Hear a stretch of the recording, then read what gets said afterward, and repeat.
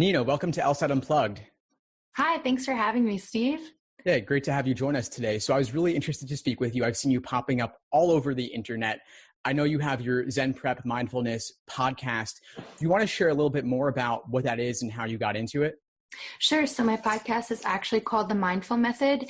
And the reason I started it was because I noticed that when I was going throughout the law school application process, law school, and even my first 3 to 4 years working as an attorney, there was something different about the way I thought and the way I operated. And I just kind of felt isolated from a lot of my peers who are stuck in that work hard, all the time mentality. And don't get me wrong, every lawyer has to work really hard and has to work long hours here and there, but I felt like there was more that you could do with your life as a lawyer and as a law student. And if you don't necessarily want that to be your entire life, it's still okay. So I just started to just talk about my experiences and just start to try to build a community amongst younger, or maybe not necessarily younger, but people who are more inexperienced in this profession, so that they can hopefully build healthy habits that make them not feel so alone, and also make them feel like there's more to life than just being a lawyer. That's a great mission, because every lawyer I've ever encountered is super stressed out, and they're all like, don't go to law school, don't take the path. Yeah. But obviously it is right for some people, maybe not everybody, but it sounds like you're helping people who do want to pursue the path do so in a way that is less stressful. Right. Exactly. Is there something you noticed in particular during your time in law school that stood out to you or in your work as an attorney? So I actually studied environmental law, and that was my concentration for my 3 years at law school. And there weren't many people that were interested in that type of law, but I did recognize a little bit of some similarities between all of us, because, for example, I was president of the Environmental Law Society, and when we would have our group organizations, we'd go on hikes together, or we'd have bake sales together, and we kind of prioritize things that were fun in addition to being productive. Like, don't get me wrong, we did a lot of productive things as well, but I felt like people would look at me a certain way because that was my concentration and because I stepped into that role. But it was just funny because I'll never forget, and this is something that I'm really proud of, so I'm going to give a humble brag here, but I remember my second year of law school coming in, and I was fully myself at that point, because your first year of law school, you're all trying to kind of put on an act. Like, you're all trying to wear really professional clothes, and you're all holding people at arm's length, not knowing who you can trust or who is judging you or anything. But then the second year comes, we're all comfortable around each other. And I was in a business organizations class it was in the biggest room, so there had to be like 200 people in that class. And I know that from the scale, there's only 8 A's that are given out, if anything, based on the curve. So I tried really hard. I was like, I'm going to prove it to myself that just because I'm looked at as someone who prioritizes yoga and environmental law and all of that, I'm going to get an A in this class. And I busted my ass, sorry for my French, and I got an A in that class. And that was one of my proudest moments, because I didn't do it the way that everybody else in that class did it. They all did it based on, what they knew and how they worked, and they had all business backgrounds and things like that. So I just wanted to show to myself and show to other people that you can find ways that work for you. You can still be interested in what you're interested in and have some kind of success you can reach success even in a way that's objectively measured as successful. Like, I think most people would think that's success, but I just wanted to show to myself and to people that I spoke to that were 1Ls at the time that, okay, yeah, like, we could do this. We don't have to make this the certain route that everybody goes down. So that's really a really valuable insight, just to find the balance there. So for someone who's in law school, let's say someone is starting their 1L year this fall, what advice would you give them to maybe reduce the stress right out of the gate, not feeling they have to show up a certain way? So I think that in the first few weeks, it's hard. So at orientation, try to make friends. People are going to be awkward. People are going to, no one knows how to act. So however you feel is how everyone feels. So it's going to be awkward. But then, don't be afraid to make friends. Don't think that everybody's there to compete just because during the LSAT and the law school application process, everybody was competing with each other. And I know that it's hard to not feel like you're competing against each other when there's such a strict curve for your classes, but there's so much more you can do with collaboration over competition. I made my best friend from law school in the first month of law school, and we're still best friends today. And we've done so much more together collaborating than when we were competing, because trust me, we've been there too, competing with each other. And it really made a difference. I was one of those people who went in kind of not trusting people and being afraid of being judged and not showing up as myself. But as soon as I found people I could trust and, people I could rely on and people I was very interested in the way they thought and their opinions, I found that my understanding of even the classes and the rules that we were going over and what we're studying for, it all made sense, or more sense, once you kind of start to talk to other people. So I tell people that you should find the ways that work for you when you're studying first. And then after a couple of weeks of doing that, really branch out and find people who complement that, because you will make friends in law school. And that's part of the reason you're there, is to network. And I would imagine that it's super useful just for study groups too, right? Exactly. But also more so important than study groups. Like, study groups are very important while you're in school, but you have to think of the big picture. You have to think of your network, because this is why you're going to school. It's why people go to get their MBAs. Like, you're learning, to an extent, but nothing that you're learning is what you can use in a practical sense if you're going to be a lawyer. It's great if you're an academic. I was an academic. I loved school for the sake of school. But what prepared me for working outside of school were all the friends I made and the network that I built during law school, doing things like joining organizations and having friends that all had their own connections and were able to pull you into jobs after, right? Because the whole point at the end of the day is to be the lawyer, and you can't be short-sighted with that. Like, you can study all you want and study alone and get those A's, but if you don't have a network, or it just makes it easier when you're going to get your job or reach whatever goal you set for yourself, it makes it easier to have people around you that support you, even if it's just one or two. So that's that's my biggest takeaway from law school. That makes a lot of sense. It is all about connections in terms of getting jobs after graduation, rather than sending resumes down rabbit holes, right? Just into the vacuum. Right, exactly. So just a little bit more about my story. I was one of those people who were kind of just sending resumes out for my first year and a half, maybe, and after law school. And then it was my best friend that I keep talking about that actually pulled me into her job, because she saw what I was struggling with and the jobs environments that I didn't like being in. And she had an environment that she loved. So she pulled me in, and I was at that job for over, like about a year and a half, and I was traveling all over with that job. So, and that job gave me a lot of good experience and led the way for me to start my own business. So it really is one of those things where you never know what can happen if you just show up as yourself. You'll meet people that relate to you, and you'll be fine. You don't have to worry about being the best student in the class or being the most popular or anything like that. Like, you just need to try really hard, your best, and then meet people that you can trust, and you will be fine in this career.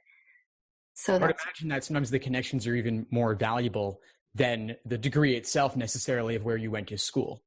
Absolutely. And so actually, I was watching a video the other day because I know it's a little outdated now, but the news about Kim Kardashian coming out, and she's not going to law school and she's not taking the LSAT, but she's going to apprentice and take the bar exam.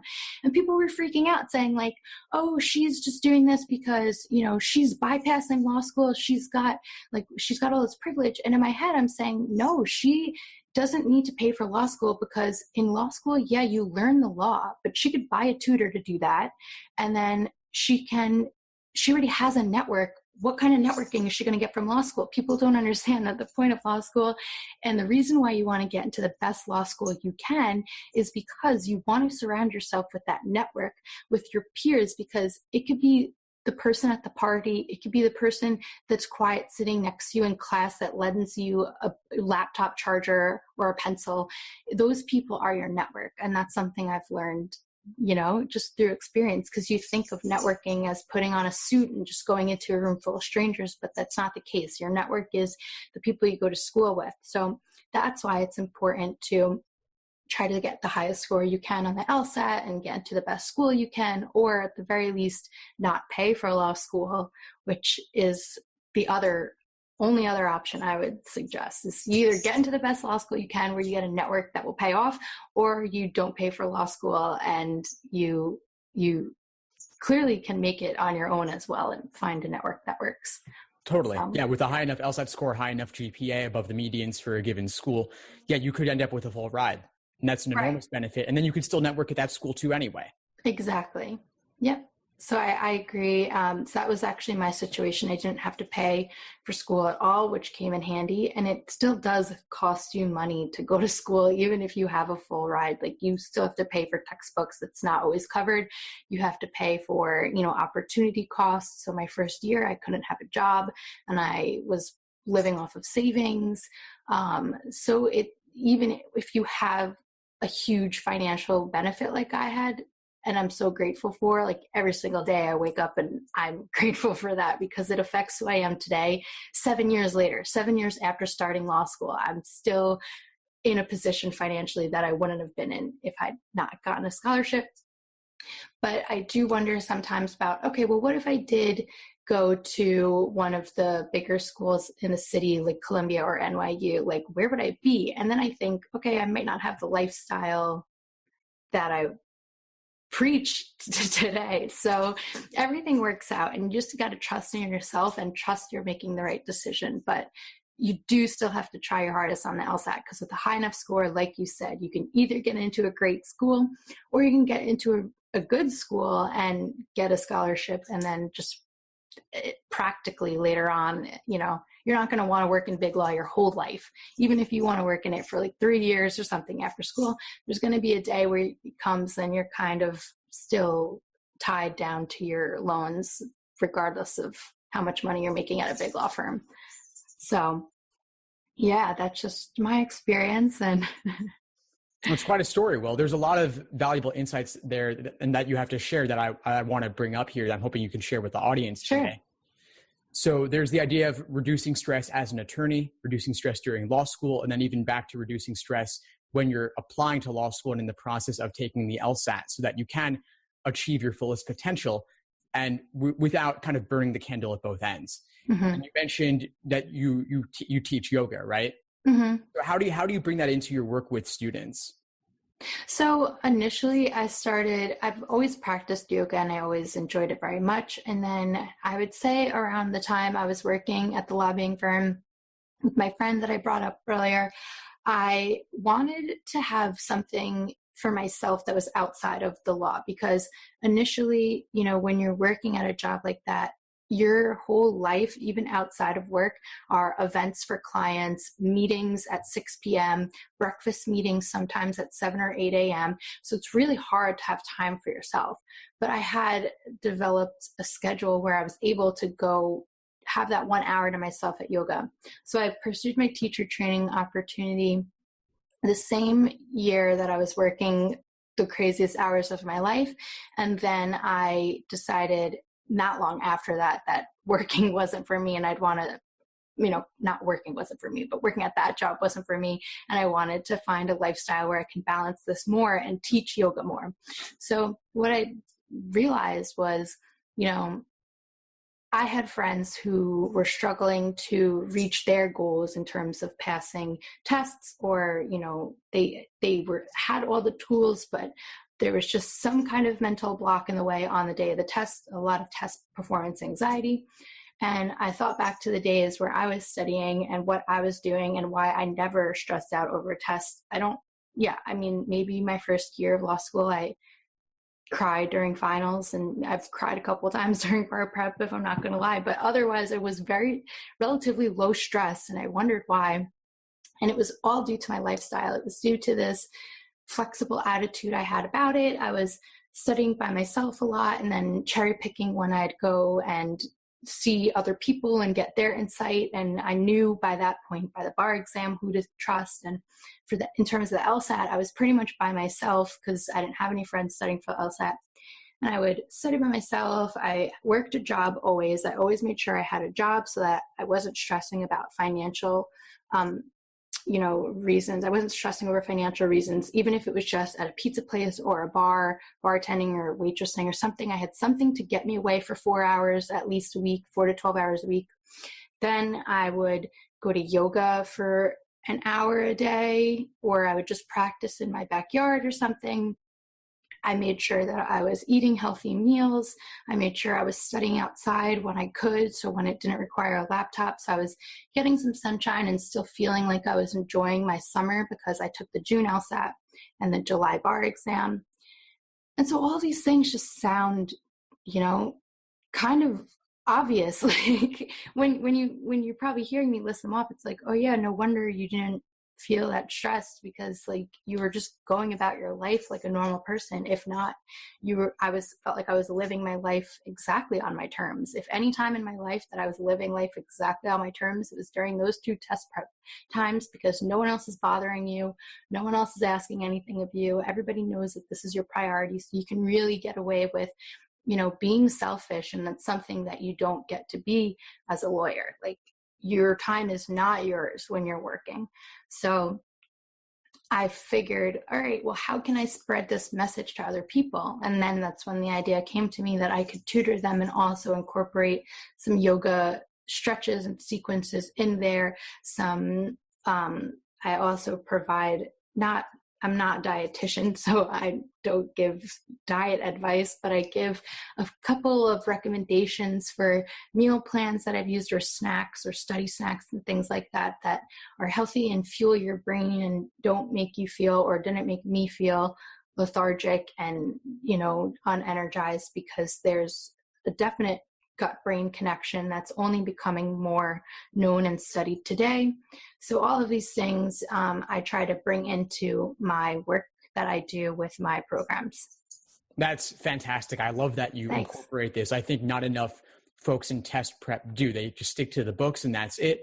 But there is so much more than that. There are people who have high practice test scores, and then on test day, their score plummets because of nerves or anxiety. And well, why did the nerves or anxiety happen? Or why do people burn out? I'm always telling folks, sleep, diet, exercise, and meditation or mindfulness or relaxation of some sort. If you don't have all 4 of those things in check, your performance is going to suffer. And if you have none of those 4, then you're virtually guaranteed to get depression, I would imagine.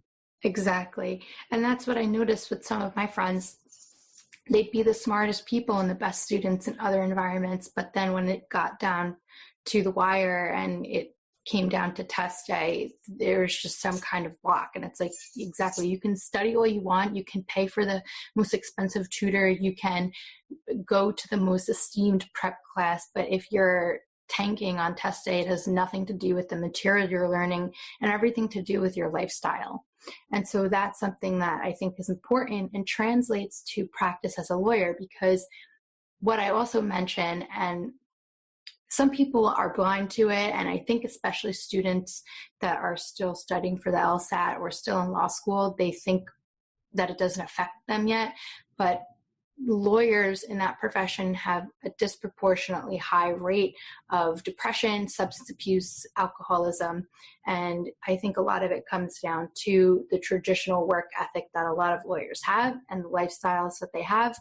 Not eating because you're working all day. We're both in New York City, so it's a certain way here. Maybe it's not this way everywhere, but it's true. And the Bar Association, when you pass the New York Bar, actually makes you take a course to, bring awareness to this fact.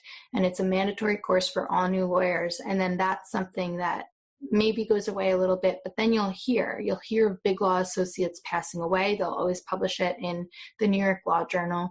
You'll hear of just people from law school, and you'll just see things. And so I know it's really easy when you're sitting in the seat of an LSAT student to want to pull all-nighters and work and, take whatever substances you need to get through the night. But at the end of the day, like, that is the lifestyle you're building. And if you're relying on those for working now, I see friends today that they still feel that they need certain things to, like they need to stay up all night, or they need to skip out on meals or skip out on working out because they have to get the work done. But then what's your end goal? What's your end goal? Because you're just existing for work. And it's not really like, what's the point? What's the point of being a lawyer? Like I don't know. So that's just my take on it. And that's something I notice a lot in this field versus other fields, and why I found it was even more important for me to step outside of my role as a traditional lawyer and try to bring awareness to students who they build these habits, not realizing that it's only a few short years between where you are now and where you'll be as an associate at a big firm or wherever. And you're gonna, time goes by really quickly. You're gonna have the same habits. So pick wisely. That's my biggest advice. It's really important. And I think that helping students build those healthy habits now and healthy lifestyles now, then they can carry forward into law school and beyond. And of course, if you're pulling all-nighters now, what's going to stop you from pulling all-nighters later? If you're stressing out and pulling your hair out now over the LSAT, what's going to happen in 1L? What's going to happen with your bar prep? What's going to happen when you're a first-year associate? There's always something else to look forward to than after first-year associate to make partner. So it never really ends. You'll have the break when you're 70 years old and retired, but that's a long ways away for most folks applying to law school. So I think we should encourage folks not to wait until later for happiness or for relaxation, but to carve out the time every day and every week too. Right. And I promise that if you take the time to carve out time for yourself, you'll only be able to give more to your clients, because at the end of the day, you have a boss at whatever firm you're at, but your boss is your client. And even if you don't see who your client is, if you work for insurance defense or something like that, there is someone that is benefiting from your work as a lawyer. Even if it's not the most honorable work, like even if you are defending insurance companies, or even if you are defending, nothing wrong with that, but even if it's not like, okay, you're helping immigrants or something like that, like there is someone benefiting from your work, and you need to show up for them, because people are demanding. And what people don't realize about being a lawyer is that you're doing everybody's dirty work. There's a lawyer for everybody in the world. Doctors have lawyers, CEOs of Fortune 500 companies, bankers, people, trade associations, nonprofit organizations, everybody has a lawyer, and you're doing everybody's dirty work. Most people are not calling their lawyer for work because they're happy and excited or for something. Maybe they're excited they just got a deal, but there's a lot of stress that comes with that. And so most of the phone calls that you field all day, the emails that you get bombarded with at all hours of the night, phone calls that you get at 11 p.m. from drunk clients, like this is all real stuff, and it will happen to you in your first year of practice. If you work at a firm that, you're in contact with your clients, you're going to have to deal with a lot of people. A big part of being a lawyer is being a psychiatrist and being a therapist. And that's something you learn once you're in law school, but you learn it the hard way once you're practicing, because you do have to juggle a lot of people's emotions, a lot of people's opinions, and you need to take care of yourself so that you can step into the shoes of a lawyer and just, look at everything. I always say with the cool light of reason. You don't want to be all fired up and passionate up. That's what your client does. You let them get all worked up and emotional, and then they come to you because you're supposed to be detached enough where you can just make the best rational decision, get the work done as quickly and as efficiently as possible, and solve the problem for them, because a lot of things take a long time. So you can't do that if you're irritable from sleeping all day. Like, how many times I've flipped out on clients, or just probably on days where they made me the most ticked off or anything, or days where I didn't feel comfortable or something. It happens. You're going to snap on people. People are going to snap on you. Emotions get high, but you need to find your center, find your calmness. Otherwise, this is not the profession for you. If you want to be worked up all day, it's really easy to do that. And I don't know, I just got really sick of that. So, yeah. That's a really great point. I think you painted an excellent picture of what it could be like for folks to actually work with clients, work with the general public. And as more and more attorneys are setting up solo practices, that requires more interaction with members of the public who are going to come in fired up. And you don't want their problems to become your problems. In a way, they are, because you have to help them, but you don't want to take that home with you, and you don't want it to detract from your own quality of life. And if you can come in cool, calm, and collected, then you can actually pass it on to them as well. So you both end up better than when they walked in. Exactly. Yeah. So that's probably the most realistic feedback you'll get on like what it's like to be a lawyer. And you brought up a good point too. Like you don't want to take that home with you. So it's a balance of being your best self so you don't bring any of your problems to work, and then also having that barrier, that protection of your energy so that you can, go back home and like get a good night's sleep and do it all again the next day. So I think that's really important. Definitely. Now, before we wrap up, there's just one thing I want to ask you to share with our audience, which is this 4 square breathing technique that we've been talking about before we started recording for today. Can you share a little bit about that and how students can implement it? Sure. So 4 square breathing is one of my favorite techniques that I use and that I teach all the time. And it's something that I learned during LSAT Prep, but you can use it at any point during your life. You could use it even if you're just having anxiety about something exciting. So what it is you count. It's called 4 square breathing because there's 4 steps, and most people have 4 seconds for each breath, or 4 counts. So what it is you breathe in for 4 seconds, or counting to 4. You hold it at the top and you count to 4. You exhale for a count of 4, and you hold it at the bottom for a count of 4. And then you repeat it as many times as you need to.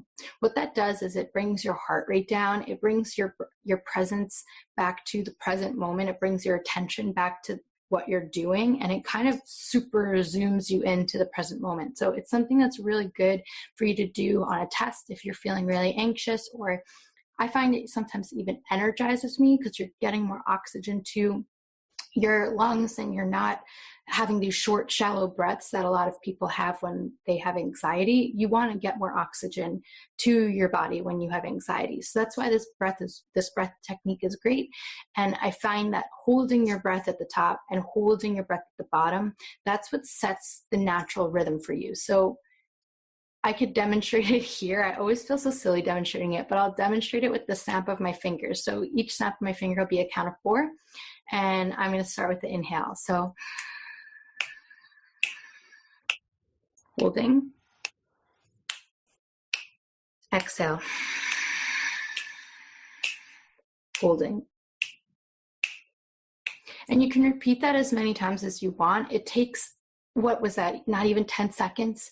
So it's something that you can do during the LSAT if you find that you're scattered, or you can do it, during studying, whatever it is. So that's my favorite little hack I give to people for test day success. That's great. I'm really glad you shared it and demonstrated it too. I actually did it with you, just that. Yeah. Oh, nice. Also, yeah. And I think that these breathing techniques are super useful. I'm also very much into yoga. I'm not an instructor like yourself, but I've been practicing for a few years now. And one of my favorite things is actually the breathing stuff, where you're not even physically moving. You could be sitting cross-legged, pranayama. And I think the techniques, I find them all to be enormously helpful. And they're so relaxing. I think they just kind of slow you down. Absolutely. And it does bring your breath back to a natural rhythm, which is what anyone who suffers from anxiety would know, that like when you have an anxiety attack, like you cannot breathe as deeply as or you think you can't breathe as deeply as you should be. And that's why these breathing techniques are great. I'll just share another one really quick. It might be hard for people who are just listening to it, not seeing the video, but what you do is you take your middle finger and your thumb finger and you put one on each nostril. And so let's say my right thumb is on my nostril, the right nostril, and my middle finger is on my left nostril. You'd release all your air, exhale, and then you'd open up just your thumb, so just your right nostril, breathe in, seal it up, and then breathe out the left nostril. So you release your middle finger, breathe out the left nostril. Then you breathe in through the left nostril, seal it up, release your thumb, breathe out through the right nostril. And that recycles your breath, and it brings air and oxygen to both sides of the brain. And that one is another favorite of mine. It might not have the same effects for test day as the box breathing would, and you might feel a little bit more weird doing it in public, but it's another really good one that you can try at home at the very least, before bed, or even in the morning, to start your day, just to get your brain just feeling nice and refreshed. Yeah, no, I love that one too. And yeah, it does look super weird, but in yoga class with like 20 people doing it, it's suddenly normal. And I think it's part of it could just be the focus. Like, I think for the nose one especially, it's like the left nostril, the right nostril. I never really think about them separately. They're just my nose. Yeah. But if you focus like that, you can see, oh, I actually can control this, or at least direct the flow of air. And that kind of, it unlocks something new. I don't know what it is, but it's magical. And these breathing techniques, I think anyone should apply them during test day if they're having a panic attack, or during the break between sections 3 and 4, or even while you're studying and stressing out about it. Right. So that's such a good point. It does bring your attention back to the present moment, which is why a lot of people, when they meditate, they focus on their inhale and exhale, because it's something so easy that's always going to be there and that you can focus on, and it will immediately bring your attention to like where you are and what you're doing now. So it's a good point. And I think it's something that if you're ever interested in, just try it at home. There's so many videos online for free. I'm planning on releasing some videos now that I have a working webcam on meditation techniques and breathing exercises and brief stretches that people can do. So people can look out for that within the next month. And then, just try it at home. Don't be embarrassed, because it's something that works. It actually works, and it's worked for thousands of years. So the people that get it will get it. Anyone that makes fun of you will just suffer from anxiety their whole life. All right, Anu, well, this has been a blast. Thanks so much for sharing your advice with everyone. You want to, before we wrap up, you just want to share the best way for folks to get in touch with you and listen to the podcast? Yeah, so my podcast is called The Mindful Method Podcast, and it's available on iTunes, Stitcher, Google Play, Castbox, and on my website, which is zenprep.org, zenprep.org.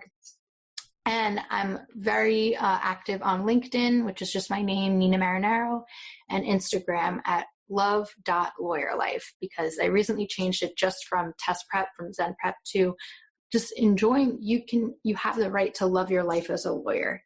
Everyone else in any other field can love their lifestyle as whatever they do. So we're going to reclaim our right to having, a life that we love. So it's love.lawyerlife on Instagram. I love it. I love that you've changed your focus. I imagine that it'll help folks all the way through from pre-law. Exactly. Yep. After they pass the bar. Yeah, because what I found was that in the beginning of my business, like a lot of people were just studying for the LSAT and applying law school, and now they're all accepted to law school. So it's, I don't want to just leave them hanging. So, expanding a little bit to 1L success and bar prep and stuff like that. So yeah, thank you so much for having me.